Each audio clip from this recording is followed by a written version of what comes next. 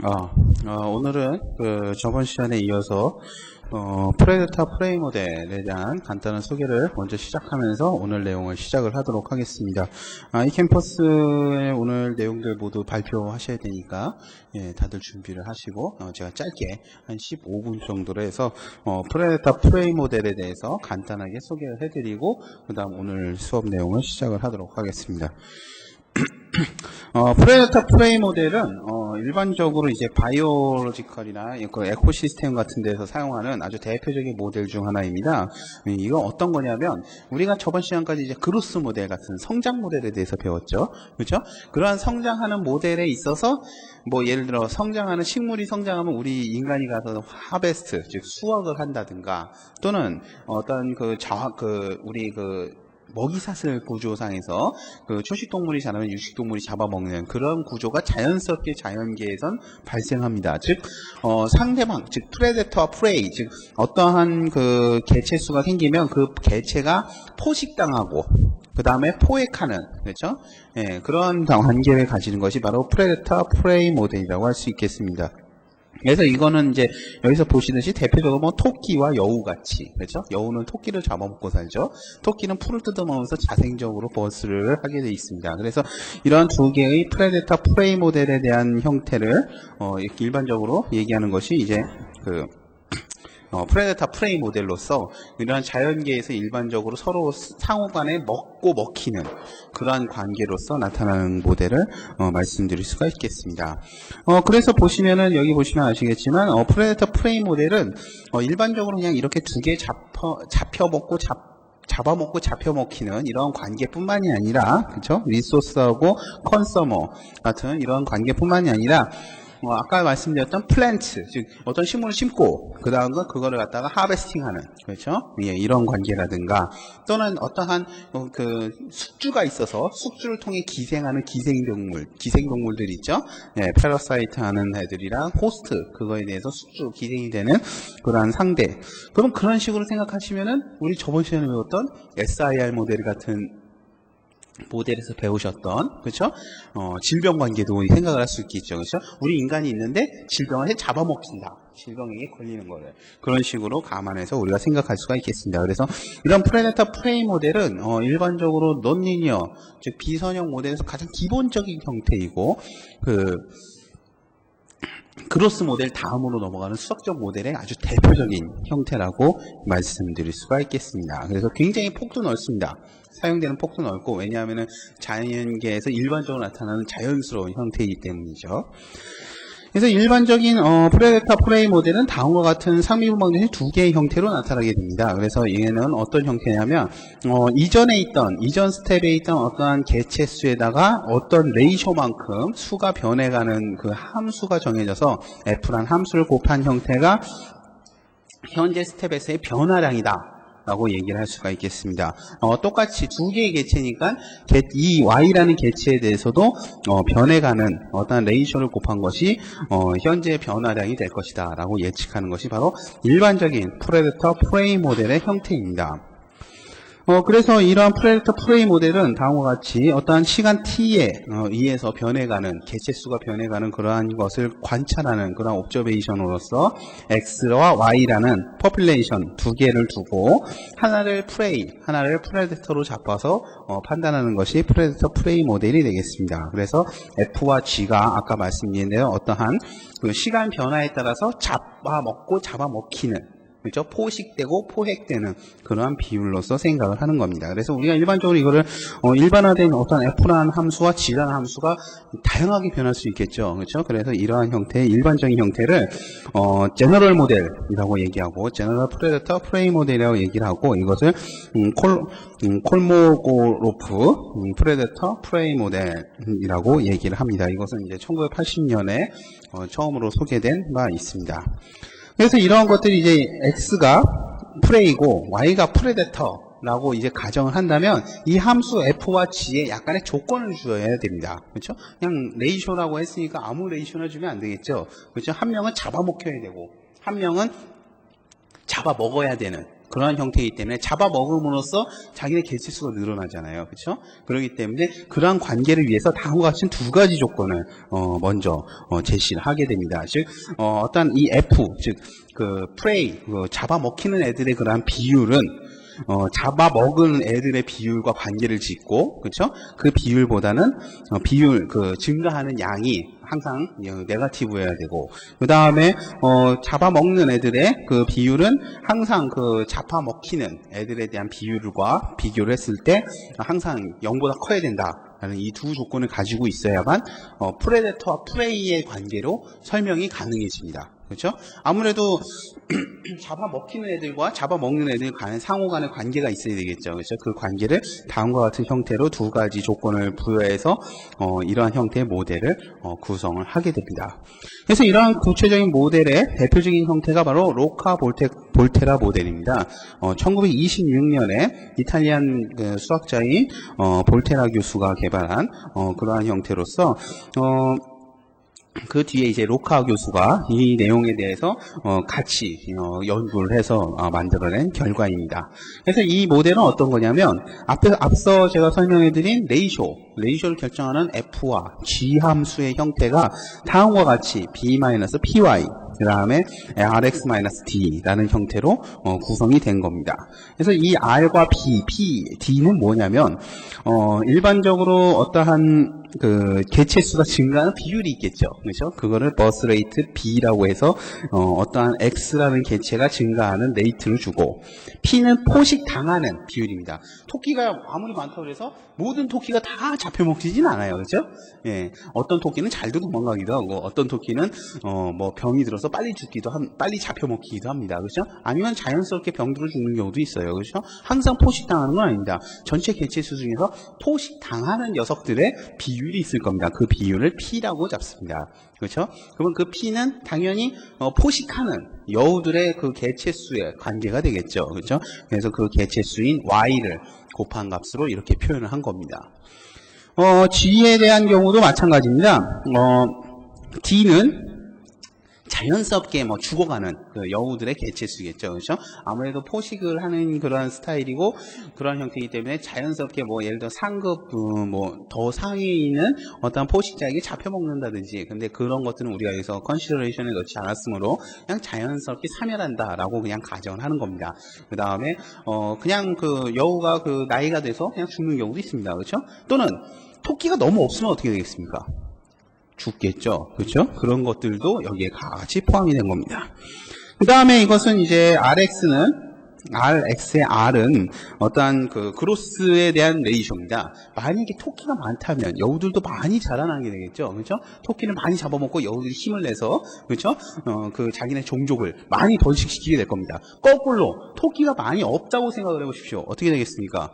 여우들도 굶어 죽게 됩니다. 즉 여우들이 어떤 수가 증가하고 줄어드는 그 비율은 바로 토끼의 개체수와 영향을 가지게 됩니다. 그렇죠? 그래서 그 비율을 R이라고 하고 그 토끼의 개체수인 X에 곱을 한 값을 다음과 같이 생각을 한 겁니다. 그래서 그걸 이용해서 다음과 같은 전미분 방정식 을 세워볼 수가 있겠습니다. 그렇죠? 그래서 시간 변화에 따른 다음과 같은 비율, 그 다음에 이거 오타네요. 예, DT입니다. 예, 시간 변화에 따른 전체적인 개체의 변화량, 이것을 확인할 수가 있겠습니다. 그래서 이러한 시스템을 우리는 로카 볼테라 모델이라고 하고, 이것이 이제 매스메티컬 에콜로지, 즉 수학적으로 어떠한 생물 개체수를 분석하는데 가장 기본이 되는 이런 모델로서 생각할 수가 있겠습니다. 그래서 이러한 로카 볼테라 모델에 의해서 다음과 같은 이제 매스메티컬 에콜로지에 의한 값을 실제적으로 우리가 다음과 같이 B를 0.04, P를 0.0004, D를 0.08, R을 0.0001로 주고, 여기 보시다시피 엑셀 파일로 이렇게 만들어주면 다음과 같이 만들 수가 있겠습니다. 그래서 최초 토끼 수를 1000마리, 그 다음에 여우 수를 100마리라고 잡고, 그러면 이제 토끼 변화량이 있겠죠. 그렇죠? DT분의 DX. 그렇죠? 시간의 변화량에 따른 토끼 전체의 변화량을 B-PY 곱하기 X라고 했기 때문에, 그렇죠? B5가 어떤 겁니까? B5니까 토끼 수 곱하기, 그 다음에 B 빼기, 토끼의 성장률이죠? 그 다음에 빼기 D1 C5. 그죠? D1은 뭡니까? D1이 포식률입니다. 그죠? 토끼가 잡아먹히는 비율입니다. 곱하기 여우의 개체수, 현재 C5가 되겠죠. 그렇죠? 이런 식으로 계산해서 토끼가 앞으로 변화할 변화량을 추적할 수가 있겠습니다. 그렇죠? 마찬가지로 여우의 변화량도 마찬가지입니다. 이 미분 방정식에 나와 있는 그대로, 그렇죠? 시간의 변화량에 따른 미분의 이 개체수의 변화량이니까 C5, 즉 여우의 개체수 곱하기 마이너스 D죠. 그렇죠? 그러니까 마이너스 포획률, 마이너스 포획률이 마이너스 D 플러스 그 다음에 RX니까 R에 해당하는 D2, 즉 포획률 있죠. 포획률 곱하기 총 토끼의 개체수를 곱한 그 수로 다음과 같이 수를 넣어주시면 되겠습니다. 그래서 이러한 모델을 가지고 지금 여러분들 Q&A 게시판에 제가 간단하게 만들어 갖고 올려드린 게 있죠. 그렇죠? 그것이 바로 요겁니다. 그렇죠? 예, 이 값들을 이용해서 토끼의 변화량을 여기에 보이시는 이 네 가지의 값을 이용해서 만들고, 그렇죠? 예, 그 다음에 여우의 변화량도 이 네 가지의 값을 이용해서 만들어서 각각의 변화량을 만들어서 다음 값에다가 이 두 값을 더해준 거죠. 그렇죠? B5하고 D2, D5를 더해줘서 값을 만들고 C5에 있는 값에 더해서 만든 다음 토끼 변화량을 그대로 낮춰서 내려서 쭉 계산하면 앞으로 그 몇 개월 후까지도 이렇게 장기적인 그 기간을 예측할 수 있으며, 이걸 이용해서 우리가 간단하게 차트를 그려볼 수가 있겠습니다. 그러면 이런 식으로 차트의 형태가 나타나게 됩니다. 이것이 바로 아까 보셨던 그 프레데터 프레이 모델의 전형적인 그래프 형태라고 할 수가 있겠습니다. 그렇죠?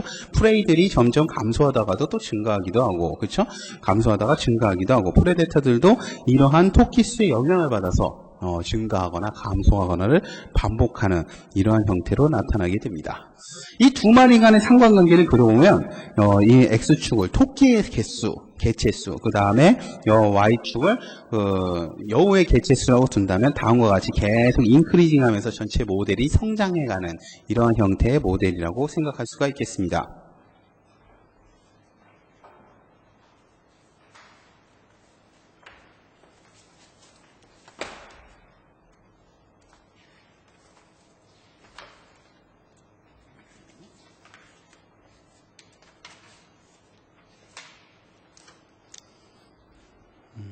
이런 것들을 로카 볼테라 모델에서의 그 인크리징 리턴이라는 형태로 이야기를 하곤 합니다. 얘는 전체적으로 그 레이쇼가 굉장히 좋은 형태로 잡혀 있기 때문에 전체 모델의 개체수가 크게 증가해가는 그런 형태로 생각을 하실 수가 있겠습니다. 자연스럽게 이래서 놔두면 개체수는 계속해서 증가해서, 그렇죠? 생태계가 굉장히 충만해지는 형태로 생각을 하실 수가 있겠습니다.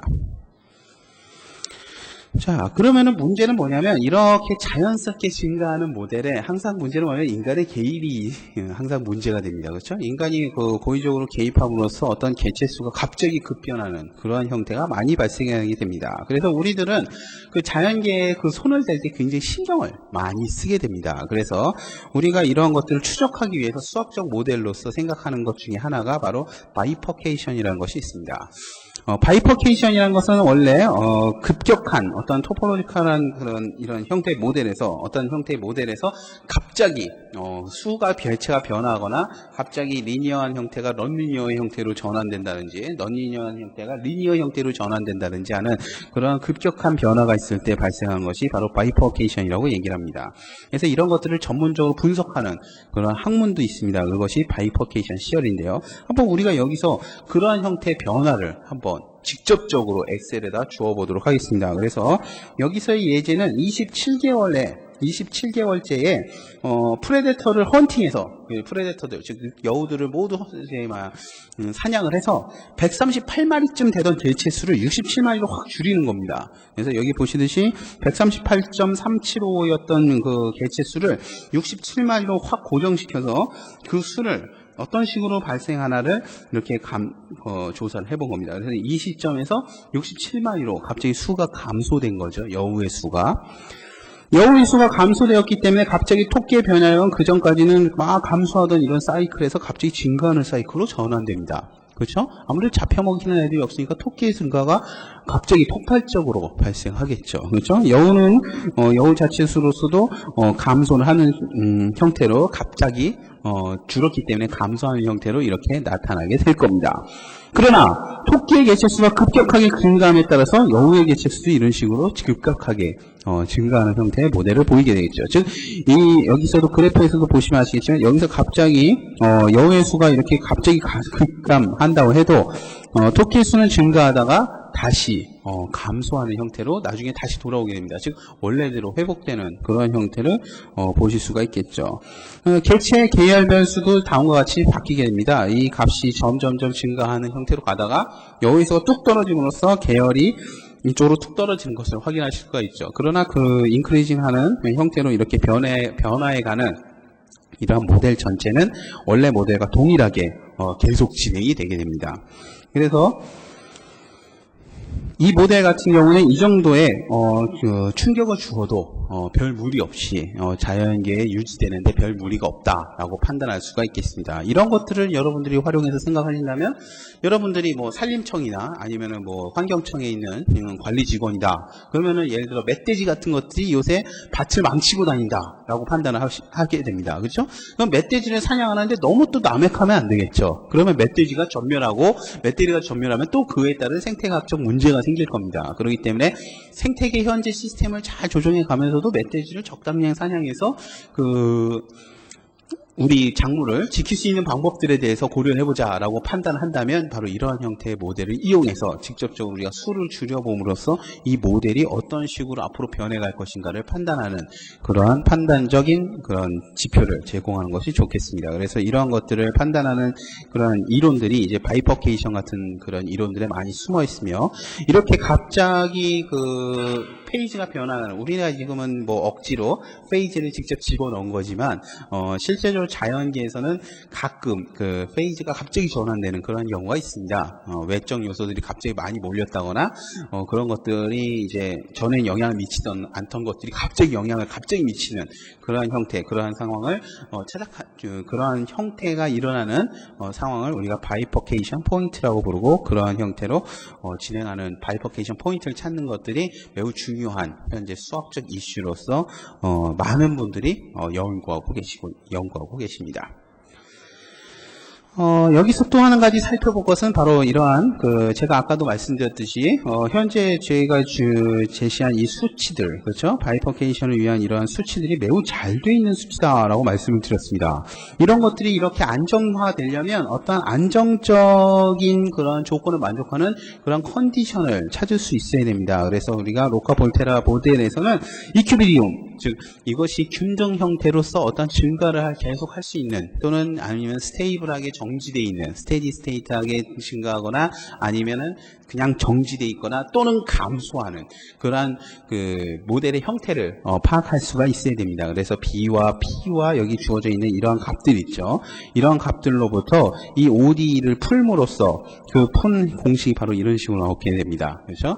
그래서 이 푼 공식에 의해서 그 이퀴비리움 포인트가 어떤 식으로 나타나게 될 것이냐. 예를 들어 BPRD가 모두 1인 경우, 그렇죠? 모두 1인 경우엔 바로 다음과 같은 형태로 프레데터와 프레이의 관계들이 나타남을 벡터 필드를 통해서 컨트롤 플롯을 해서 확인하실 수가 있겠습니다. 그러면 얘 같은 경우는 어떻게 되냐면 여기서부터 이렇게 출발해서 동글동글 돌면서 이 힘에 의해서 마치 이걸 산이라고 생각하시면 값이 이렇게 그 산의 산 줄기를 따라서 내려가는 형태로 회전하면서 나타나게 됩니다. 그렇죠? 그래서 이 시스템은 굉장히 스테이블하다고 할 수가 있겠습니다. 여기 소개해드린 이 홈페이지에 가시면은 제가 우리 주어진 값들이 있죠. 그런 것들을 이용해서 실제로 이거를 그려본, 그러한 플롯을 이런 식으로 확인해 보실 수가 있겠습니다. 제가 첫 시간에 소개해드렸던 세이지 매스를 이용해서 로카볼테라 모델 내 이큐비리움이 되는 그러한 관계들을 다음과 같이 살펴볼 수가 있겠습니다. 그래서 0값 근처에서는 굉장히 급변하게, 값이 올라오다가 나머지 값에서는 계속 스테이블하게 점진적으로 증가하는 그러한 모델로서 확인하실 수가 있습니다. 이걸 정확히 보기 위해서 이런 식으로 컨투어 플롯을 해서 보시는 것이 훨씬 더 명확하게 해당 내용을 확인하실 수가 있겠습니다. 여러분들이 이거에 대한 좌표축을 변화해 가면서 이 값이 어떤 식으로 변하는지는 이 로그인을 통해서 여러분들이 직접 세이지매스에 들어가 보셔서 숫자를 바꿔봄으로써 이런 것들이 어떤 식으로 변해가고 어떤 식으로 나타나는지를 직접 확인해 보실 수가 있겠습니다. 그래서 이러한 이큐비리움 포인트가 되는 그러한 포인트를 찾는 것들도 굉장히 중요한 일이고 다양한 모델을 예측하는데 굉장히 활발하게 사용이 되고 있습니다. 그러면 이러한 중요한 이큐비리움 포인트를 구성하는 가장 중요한 이 문제를 푸는 가장 중요한 형태는 어떻게 구할 수 있냐면, 여기에는 제가 소개를 하지 않았지만 저희 단계를 넘기 때문에 이큐비리움 보시면 얘 같은 경우는 우리가 행렬로서 표현할 수 있겠죠. 그렇죠? X와 Y에 대한 행렬로서 우리가 값을 표현할 수가 있습니다. 그러면 이 행렬로서 표현할 수 있다는 얘기는 얘를 이용해서 뭔가 재미있는 행렬의 형태를 표현할 수 있다는 얘기가 되겠죠. 그렇죠? 그래서 우리가 일반적으로 두 개의 미분 방정식이 있을 때는, 그렇죠? 두 개의 미분 방정식으로서 자코비안 매트릭스를 뽑아낼 수 있습니다. 자코비안 매트릭스가 뭐죠? 각각의 편도함수들이죠. x의 편도함수들을 각 x와 y에 대해서 편도함수를 구하고, 그렇죠? g에 대한 편도함수를 x에 대한 편도함수, y에 대한 편도함수를 구해놓은 겁니다.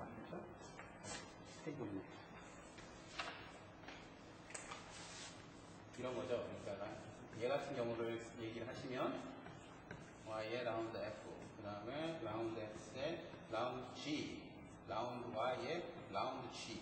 얘를 구할 수가 있겠습니다. 그렇죠? 얘가 자코비안 매트릭스가 됩니다. 그렇죠? 이런 자코비안 매트릭스의 아이겐 밸류를 구함으로써 그 아이겐 밸류가 포지티브 리얼 포지티브 넘버가 리얼 넘버가 포지티브가 되면 이 축선 전체 그 자코비안이 포지티브 형태를 띠기 때문에 얘가 계속 곱해지는 형태로 나타나므로 그 모델 전체는 계속 인크리징하는 그런 모델로서 생각하실 수가 있겠습니다. 네거티브가 나온다면 값 자체가 진동하거나 또는 0으로 수렴하는 그런 형태로 나타나게 되죠. 그래서 우리가 이큐비리움한 그런 포지션을 대기 위해서는 얘가 아이겐밸류가 제로가 나오는 점을 찾게 됩니다. 아이겐밸류가 제로가 나온다는 것은 무슨 의미일까요? 디터미넌트가 0이 되는 것을 찾는 거죠. 그렇죠? 예. 그런 것들을 찾음으로써 우리가 디터미넌트와 아이겐밸류가 이러한 이큐비리움 상태를 확인하고 그 이큐비리움 상태에서 이 값이 어떻게 변해가는지를 추적하는데 굉장히 유용하게 사용되고 있습니다. 아까도 말씀드렸지만 그 프레데터 프레이 모델은 일반적으로 그로스 모델에서 시작해서 다른 모델들을 레프레젠테이션 하는데 굉장히 효과적으로 사용되는 그러한 모델이라고 소개를 해드렸습니다. 그래서 이러한 모델에서 우리가 F와 G를 다른 함수로 만들므로써 우리가 얼마든지 다른 모델로서의 예측이 가능하다 말씀을 드렸습니다. 그래서 대표적으로 저번 시간에 우리가 배웠던 에피데믹 모델 있죠. 네. 에피데믹 모델 같은 경우도 이러한 로카 볼테라 모델로부터 시작된 그러한 모델이라고 생각을 할 수가 있겠습니다. 그렇죠? 저번 시간에 본 식 중에서 첫 번째 식이 여기에 B가 없다면, 그렇죠? 우리가 임팩티드 레이쇼 곱하기 XY가 되겠죠. SI. 그렇죠? 예, 그런 식으로 바로 이게 에피데믹 모델의 원래 식과 비슷하구나 라고 그렇게 생각을 하실 수가 있겠습니다. 그렇죠? 여기 같은 경우에도 RX, R이 0이라고 생각하면 그냥 마이너스 DY죠. 그렇죠? 그러면 얘는 걸렸던 임팩티드 됐던 애들이 그냥 빠져나가는, 치료가 되거나 또는 리무브 되는, 그렇죠? 그런 형태로 바로 생각하실 수가 있겠습니다. 그렇죠? 그래서 B가 0 그리고 R이 0일 때는 바로 우리가 저번에 시간에 봤던 SI 모델로 바로 얘기하실 수가 있겠습니다. 그렇죠? 예, 그거 외에도 이제 예를 들어 과산화수소에 대한 컴포션, 급격한 그 화학 변화를 모델링 하는데도 이런 로카 볼테라 모델들이 인기 있게 쓰이고 있고, 또한 이코노믹스 경제학 이론에서도 어떠한 그 인구에 대해서 인구를 흡수하는, 그렇죠? 인구를 흡수하는 어떤 기업체들이 있다거나 뭐 그런 것들이 있을 때 그런 경제 주관적인 사고 관계에서 경제 개체들의 개수들이 어떤 식으로 변해가는지를 파악하는 모델로 로카 볼테라 모델들이 현재까지도 인기 있게 쓰이고 있습니다. 그렇죠? 이코노믹스에서 이걸 도입한 게 2006년밖에 되지 않습니다. 그렇죠? 2004년, 2003년에 이런 모델조차 없었다는 얘기죠. 그렇죠? 그러니까 여러분들이 아이디어가 있으시면 얼마든지 현재에서도 개척할 수 있고, 그렇죠? 경제학이라든가 아니면 뭐 다른 분야들 많죠. 사회과학이나 뭐 그런 분야에 대해서 이러한 형태의 로직으로 움직이는 모델이 있다면 그걸 판단해서 바로 그런 쪽으로 연구를 하시는 것도 가능합니다. 이러한 제너럴 프레데터 프레이 모델은 아까 말씀드렸던 것처럼 여러 가지 모델로서 이런 식으로 펼쳐나갈 수 있는데 자코비 몬드 모델이라는 것을 이용해서 바이오케미칼 프로세스에서 현재 굉장히 인기 있게 사용이 되고 있습니다. 자코비 몬드 모델을 이용해서 어떤 그 식이 F와 G가 조금 다른 형태입니다. 근데 이제 얘 같은 경우에는 식에 세츄레이션을 좀 주고 어떤 제한성을 좀 두고 그 다음에 그 제한성에 따라서 어떤 그 값의 변화를 함수화시켜서 재미있는 그런 인터프리션을 주는 것을 확인하실 수가 있겠습니다. 그 다음에 리커의 리프로덕션 이퀘이션이라는 것을 이용해서 F와 G를 재정의함으로써 프레데터 모델에다가 딜레이를 줄 수 있습니다. 그렇죠? 우리가 어린 치어들은 잘 안 잡아먹죠. 바다에서 물고기를 낚았을 때 이게 치어라면 놔줍니다. 그렇죠? 어느 정도 이제 살이 찌고 어느 정도 자란 그런 생선들만 잡아먹기 때문에 그런 경우 타임 딜레이가 있습니다. 그래서 그러한 타임 딜레이에 대한 다이나믹스를 연구를 해서 바로 다음과 같이 인구 증가 같은 경우도 그런 예 중에 하나일 텐데요. 어린아이가 바로 일을 할 수 없기 때문에 경제활성 인구를 분석하는 데 있어서 이렇게 포퓰레이션 다이나믹스를 연구하는데 리커의 포퓰레이션이 이런 식으로 일어난다라는 것을 확인해서 직접적으로 사용하실 수도 있습니다. 뭐 대충 이런 내용으로서 여러분께 소개를 해드렸고 더 자세한 내용들은 제가 여러분께 올려드린 Q&A와 기타 자료들을 확인하시면은 아마 쉽게 보실 수 있을 거고 그 다음에 아래 한글에 소개된 다음 내용들을 확인하시면 오늘 내용에 대해서 좀 쉽게 이해하실 수가 있겠습니다. 준비하느라고 수고했고요, 김 박사. 요새 어떻게 얘기하냐면, 포식자, 포획자라고 안 하고, 이 혼돈들 하니까, 포식자, 피식자라 그래요. 포식자, 피식자, 포획자라고 안 하고, 그리고, 아까 저기서 설명할 때, 바이피케이션이 이제 분지인데, 그러니까, 가다가 이렇게 나눠지는 거예요. 근데, 분지가 일어난 상황은, 바이피케이션이 일어나는 상황이 엑셀에서 보여졌었나요? 표에서? 어디서 보여줬었지? 한번 확인해 볼까? 엑셀 파일에 있었나? 자, 어디? 67일 때, 거기서 일어난 현상이 어떤 현상이에요? 별다른 현상이 일어나지 않으면 안 되고, 바이피케이션이 일어나면 이렇게 해야 돼요. 갈라져야 돼요. 그래서 지금 전혀 말로는 설명했지만은 그림으로 안 보여줬으니까 다음에 바이피케이션이 일어나는 상황을 엑셀로 다시 한번 보여줄게요. 오케이. 자, 오늘은 일단 프리데이터 프레임 모델에 대해 설명했고, 자, 질문하고 그 다음에 지난 한 달 동안 생각해온 문제들 발표하도록 합시다. Any questions?